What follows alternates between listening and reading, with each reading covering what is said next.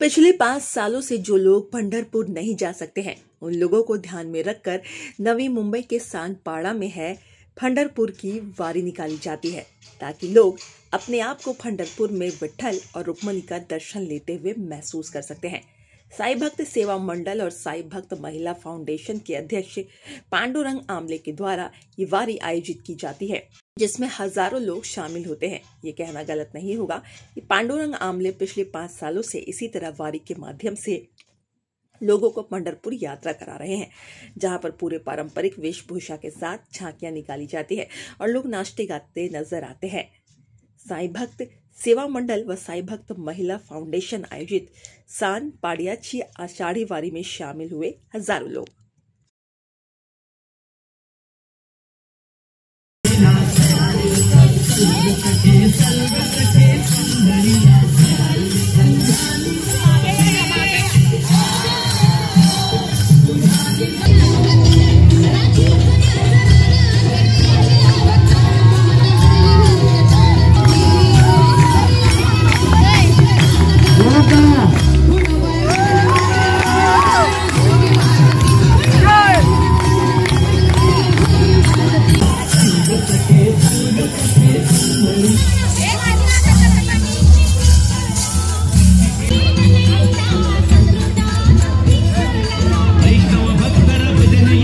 आषाढी एकादशी निमित्त आज आमचे सानपाड्याचे समाजसेवक पांडुरंगजी आमले हे दरवर्षीप्रमाणे म्हणजे गेली 5 वर्ष या ठिकाणी ते रॅली काढतायत आणि याही वर्षी त्यांनी रॅलीचं आयोजन या ठिकाणी केलं आणि खरंच आम्हाला खूप आनंद वाटतोय की आम्हाला आज पंढरीची वारी करता आली नाही, पण कमीत कमी आज आम्हाला ह्या ठिकाणी या वारीमध्ये सहभागी होता आलं। काहीतरी आम्हाला पुण्याचं काम ह्या ठिकाणी आम्हाला पुण्य कसं मिळावं यासाठी पांडुरंगजी आमले त्याच्या नावातच पांडुरंग आहे आणि ते त्याप्रमाणे ते कार्य करतायत।